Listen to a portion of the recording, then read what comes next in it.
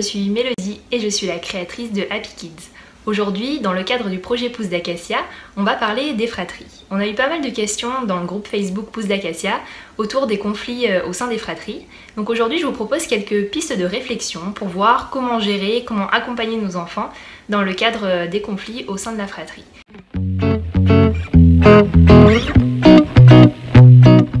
Pour commencer, on peut parler déjà de l'ordre d'arrivée des enfants au sein d'une fratrie. Donc au début, on a le premier enfant, et là, en tant que parent, on n'est pas forcément compétent, on découvre son rôle de parent.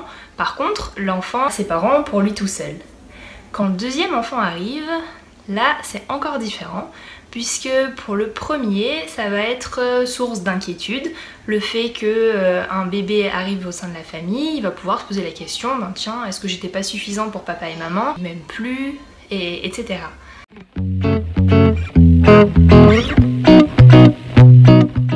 Qu'est-ce qui se passe dans la tête d'un enfant déjà quand il voit ses parents qui s'occupent d'un autre enfant?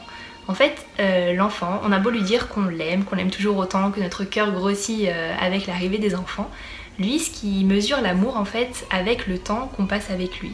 Donc moins on va passer de temps avec lui et plus il va remettre en question cet amour. Dans le cas du deuxième enfant, l'attention des parents est divisée entre l'aîné et le second. Et donc le deuxième enfant voit effectivement que ses parents l'aiment, on lui dit qu'on l'aime, on joue avec lui, etc. Par contre, il va avoir plus de mal à comprendre pourquoi son grand frère ne l'aime pas forcément, ne lui dit pas je t'aime, et donc il va essayer de gagner l'amour de son frère ou de sa sœur aînée en faisant tout ce qu'il fait, en le suivant partout, en voulant manger pareil que lui, en voulant s'habiller pareil que lui, en voulant partager les mêmes jouets que lui, etc. Et c'est une réaction normale. En fait, il cherche à gagner l'amour de son frère aîné ou de sa sœur aînée. C'est pas forcément du goût de l'aîné et du coup ça peut générer des conflits. On va voir un peu ce qui se passe quand on devient grand frère ou quand on devient grande sœur. On parle souvent du sentiment de jalousie. En fait, la jalousie va cacher une émotion. Derrière, c'est souvent l'émotion de la peur. On l'a dit tout à l'heure en introduction, l'aîné va avoir peur de ne pas être suffisant, par exemple, pour ses parents, et il va imaginer que c'est pour cela que ses parents ont fait un deuxième enfant. En tant que parent, on va pouvoir accueillir ce sentiment de jalousie en mettant des mots sur ce qu'il y a derrière. Plutôt que de dire « Ah, je vois que tu es jaloux de ton frère ou ta sœur », on va essayer de gratter un petit peu et voir avec lui « Est-ce que tu as peur que je t'aime moins? Est-ce que tu as peur que je passe moins de temps avec toi, etc. » Et ce sont des peurs qui sont fondées et c'est normal d'avoir peur face à ce genre de situation. Donc l'objectif, c'est d'être en empathie devant l'émotion de la peur et d'accompagner l'enfant.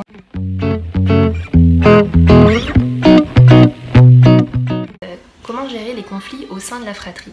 On a vu déjà ce qui se passe au niveau de l'individu, au niveau de l'enfant qui est l'aîné ou l'enfant qui est le second dans la fratrie. On va voir maintenant, quand il y a des disputes qui éclatent au sein de la fratrie, comment on peut les accompagner. Déjà, c'est important d'apprendre à mesurer l'intensité des émotions de l'enfant. On a vu dans une vidéo précédente qu'en fait le cerveau de l'enfant est encore immature. Il faut attendre 25 ans pour qu'un être humain soit équipé vraiment de toutes ses fonctions cérébrales. Donc notamment la partie du cortex préfrontal qui permet de relativiser, de dire ok, c'est difficile pour moi maintenant, mais ça va aller mieux tout à l'heure. Un enfant, quand il vit une émotion, il la vit de plein fouet et c'est très difficile pour lui d'arriver à se calmer. Dans la vidéo qu'on a faite avec Laetitia sur l'accueil des émotions, on a vu quelques techniques pour les accueillir. Je vous invite donc à la revisionner. Donc déjà, voilà, prendre conscience de l'intensité de l'émotion. Des fois, ça nous paraît surdimensionné, et effectivement, c'est surdimensionné du fait de cette immaturité cérébrale.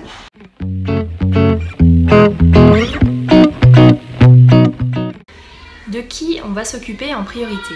De l'agresseur ou de l'agressé? On va s'occuper en priorité de l'enfant qui agresse l'autre. Parce que derrière cette agression, il y a un besoin. À nous d'apprendre à décoder quel est le besoin derrière cette agression. En fait, si on porte notre attention en priorité sur l'enfant qui a agressé, alors indirectement, on va accompagner aussi l'enfant qui est agressé.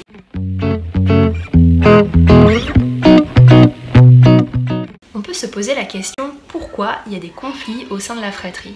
Si on regarde un petit peu autour de nous, les mammifères qui nous entourent, je vais prendre l'exemple de petits chatons, on voit que les petits chatons ont tendance aussi à se bagarrer, à jouer, ils vont sauter dessus, se mordiller, etc.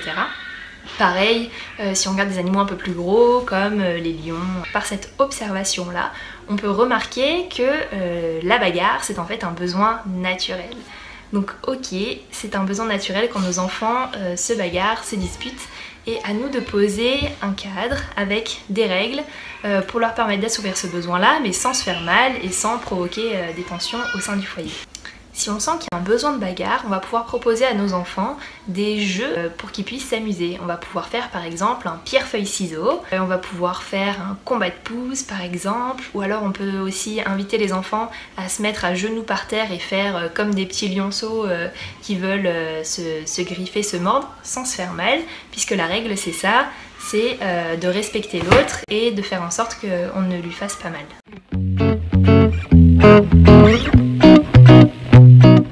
Souvent, chez les petits notamment, les conflits sont amorcés par une histoire de jouet.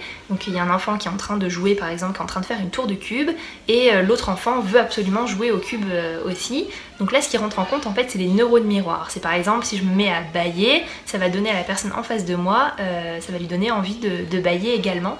C'est ce qui se passe chez les enfants et c'est pour ça que souvent quand il y a un enfant qui a un jouet, l'autre enfant a envie du même jouet. Donc est-ce qu'on doit obliger l'enfant qui est en train de faire sa tour de cube tranquillement à prêter les cubes à son frère ou à sa sœur?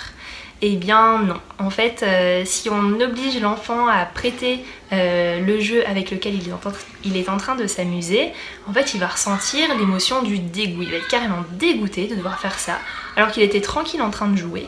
Donc ce qu'on va apprendre, on va plutôt apprendre à l'enfant qui a envie de jouer à ça, on va lui apprendre à patienter. On va lui dire, ben tiens, on peut si tu veux en attendant lire une histoire, on peut compter jusqu'à 10, on peut mettre un sablier, par exemple. Voilà, lui apprendre à patienter. On va apprendre donc des compétences à son enfant.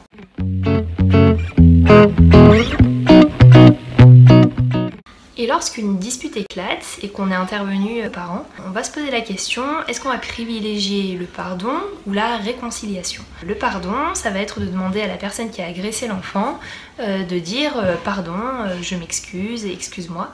La réconciliation, ça va être d'inviter les enfants à être en empathie l'un envers l'autre et à comprendre en fait le besoin qu'il y avait derrière l'événement qui a déclenché la dispute.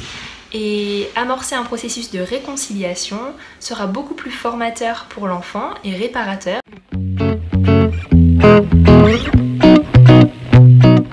Plutôt que de punir ou de gronder, on va donc enseigner des compétences sociales.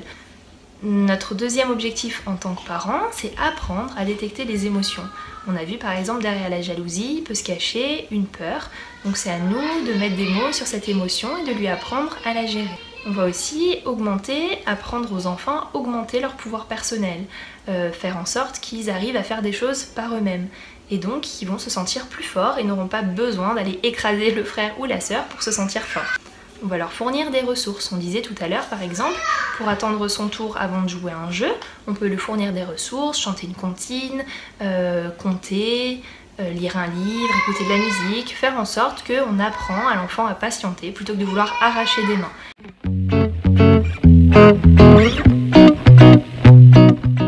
En conclusion, peut-être qu'on pourrait essayer de changer notre vision des conflits au sein de la fratrie. Plutôt que de voir ça comme une contrainte, de voir ça en fait comme une source d'apprentissage. J'espère que ça vous aura permis d'avoir quelques pistes d'exploration et que ça vous fera poser des questions aussi et trouver des solutions pour vous, pour vos enfants au sein de votre fratrie. N'hésitez pas à faire vos retours sur le groupe Facebook Pousses d'Acacia. En attendant, nourrissez la girafe qui est en vous. À bientôt!